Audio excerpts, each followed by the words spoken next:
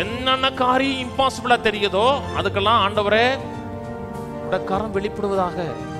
எப்பப்பெல்லாம் இம்பாசிபிளா தெரியுதோ அப்பப்பெல்லாம் ஜெபிக்கிற மாட்டான், ஜெபிக்கிற ஆண்டவரே இறங்குற ஆண்டவன் இல்லாம அத்தாரிட்டி யூஸ் பண்ணுங்க. பரலோகத்தின் திறவுகோலை கையில கொடுத்துருக்கேன்.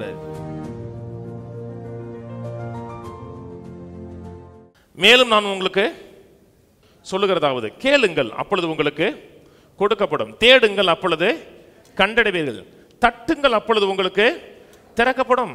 ஏனென்றால் கேட்கிறவன் எவனும் பெற்றுக்கொள்கிறான், தேடுகிறவன் கண்டடைகிறான், தட்டுகிறவனுக்கு திறக்கப்படும். கேட்கிற எல்லாருக்கும் கேட்கிற எவனும் பெற்றுக்கொள்ளுகிறான், தேடுகிறவன் கண்டடைகிறான், தட்டுகிறவனுக்கு யார் தட்டுறாங்களோ அவங்களுக்கு திறக்கப்படும். கவனிங்க, இது பிசிக்கல் டோர் இல்லை, இரும்பு கதவும் கிடையாது, மர கதவும் கிடையாது. இரும்பு கதவு மர கதவுனா தட்டலாம், காலிங் மேல் அடிக்கலாம், இல்லாட்டா ஃபோன் கூப்பிட்டு சொல்லிடலாம் வெளியே நிற்கிறேன் அப்படின்னு சொல்லலாம். இது ஸ்பிரிச்சுவல் டோர். தட்டுகிறவன் எவனுக்கும் திறக்கப்படும், கேட்கிற எவனுக்கும் பெற்றுக்கொள்வான், தேடுகிற எவனும் கண்டடைவான். அந்த எவனும் எல்லாத்தையும் நீங்கள் போட்டுக்கலாம். தட்டுகிறவன் சொன்னாவே என்ன அர்த்தம்னா உங்களுக்கு பெர்மிஷன் கிடைச்சிச்சுன்னு அர்த்தம். வீட்டுக்கு போங்க, வீடு பூட்டி இருந்துச்சுன்னா ஒன்றும் கவலைப்படாங்க, தட்டுங்க திறப்பாங்கன்னா உங்களுக்கு அதுக்கான அக்சஸ் பண்ணுவதற்கான வாசல் கிடைச்சி விட்டதுன்னு அர்த்தம். இப்போ என்ன செய்யணும்? தட்டணும், உள்ளே பிரவேசிப்பதற்கு ஆயத்தமாக இருக்கணும். அது எவ்வளவு பெரிய கடினமான காரியமாக இருந்தாலும் சரிதான் கர்த்தர் திறப்பார். கொலோசியர் திருப்போம், கொலோசியர் 4:3. கிறிஸ்துவனுடைய ரகசியத்து நிமித்தம் கட்டப்பட்டிருக்கிற நான் அந்த ரகசியத்தை குறித்து பேச வேண்டிய பிரகாரமாக பேசி அதை வெளிப்படுத்துவதற்கு திருவசனம் செல்லும்படியான வாசலை தேவன் திறக்கும்படியாக எங்களுக்காக வேண்டிக். இது ஒரு கீ. தட்டுவது எப்படின்னா, எப்படி தட்டுவது, எப்படி திறப்பதுன்னு அறியணும். அதான் அறிவுள்ள மனுஷன். நான் சொன்னது புரியுதுங்களா? சாவியை கொடுத்தோம்னா எப்படி திறப்பதுன்னு தெரியணும். அந்த வாசலுக்குள்ள பிரவேசிப்பதற்கு ஒரு முக்கியமான காரியம் ஜெபிப்பது. எலியா ஜெபிக்கிறார். தேவன் சொல்லிட்டாரு வானம் அடைக்கப்பட்டுருச்சுன்னு சொல்லிட்டாரு. ஆவி மண்டலத்தில் அடைக்கப்பட்டுருச்சு, ஆனால் மாம்ச மண்டலத்தில் நம்ம மழை பெஞ்சிட்டு இருக்கு. கவனிங்க, அதனால தான் ஜெபிக்கிறார். இந்த பூமியில் ஏதாச்சும் ஒரு காரியம் நடக்க வேண்டும் என்றால் தேவ சித்தத்தை நிறைவேற்றுவதற்கு தேவனோடு கைகூர்ந்து செயல்படுவதற்கு மனுஷன் அவசியம். அதனால தான் ஜான் வெஸ்லி சொன்னார், ஒரு மனிதன் இந்த பூமியில செயல்படவில்லை என்றால் தேவன் இந்த பூமியில செயல்பட முடியாது. ஒரு மனிதன் மூலமா தான் தேவன் இந்த நோக்கத்தையும் திட்டத்தை நிறைவேற்றுகிறார். ஜெபிக்கும் போது என்ன சொல்றோம்? தேவனோட கை கோர்க்கிறோம். எலியா காலத்துல எல்லாருமே தேவனை விட்டு பின்வாங்கி போயிட்டாங்க, அந்நிய தேவர்களை கும்பிட ஆரம்பிச்சிட்டாங்க, பழி செலுத்துற நிந்தியாச்சு, மற்ற தெய்வங்களுக்கு பழி செலுத்துறாங்க, பெத்த பிள்ளைகளை பழி செலுத்துறதுக்கு இருக்கு. அப்படி வாழ்ந்தாங்க என்றால் வானம் அடைக்கப்படணும். உபா 20 சொல்றாரு பார்த்தீங்களா, உனக்கு மேல வானம் வெங்கலமா இருக்கும், வானம் அடைக்கப்பட்டிருக்கணும். ஆனா கேஷுவல் லைஃப் வாழ்ந்துட்டு இருக்காங்க. அதை அறிந்து எலியா ஜெபித்து வானத்தை க்ளோஸ் பண்ணார்ல. கர்த்தர் உங்க கையில் அந்த அத்தாரிட்டியை கொடுத்துருக்கிறாங்க. ஜெபிக்கும் போது பரலோகத்தில் எது திறந்திருக்கிறதோ அதை திறக்கலாம், பரலோகத்தில் எது தடை செய்யப்பட்டிருக்கிறதோ அதை நீங்கள் தடை செய்யலாம். முதல் முறை அவர் க்ளோஸ் பண்றார்.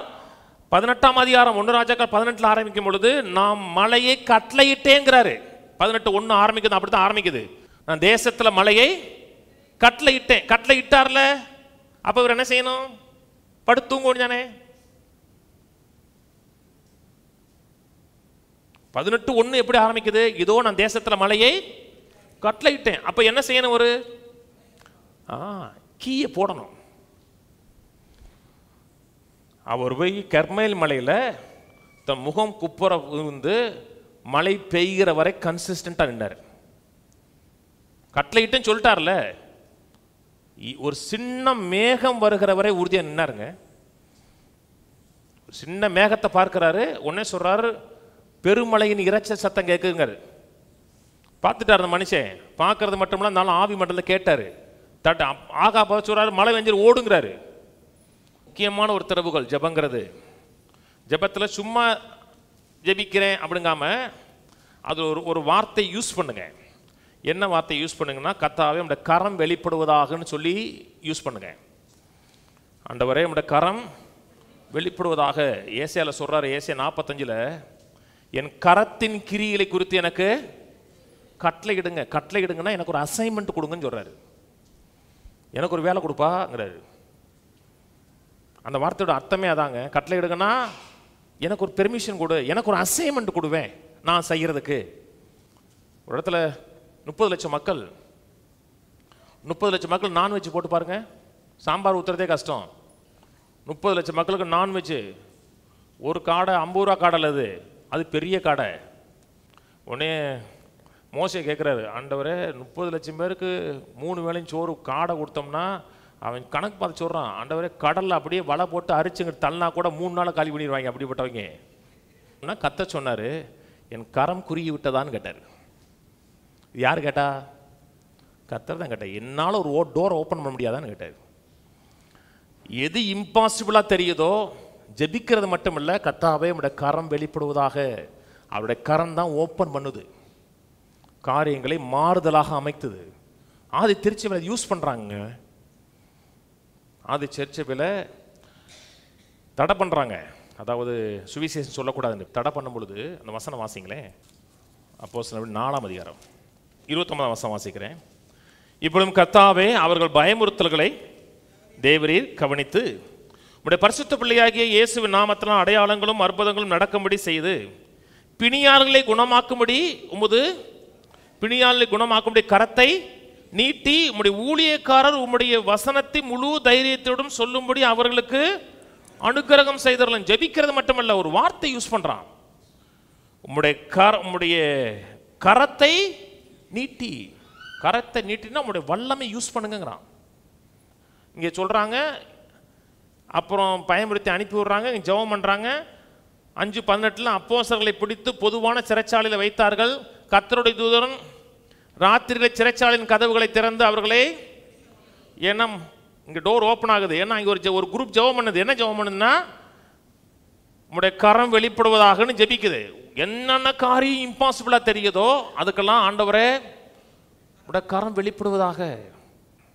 நீங்க எப்பப்பெல்லாம் இம்பாசிபிளா தெரியுதோ அப்பப்பெல்லாம் ஜெபிக்கிற மாட்டேன், ஜெபிக்கிற ஆண்டவரே இறங்குற ஆண்டவன் இல்லாம அத்தாரிட்டி யூஸ் பண்ணுங்க. பரலோகத்தின் திறவுகோல்களை கையில கொடுத்துருக்கேங்கிறாரு. எதெல்லாம் இம்பாசிபிளா தெரியுதோ இந்த வார்த்தை யூஸ் பண்ணுங்க. அந்த வார்த்தை என்ன என்பதை அறிந்து யூஸ் பண்ணுங்க.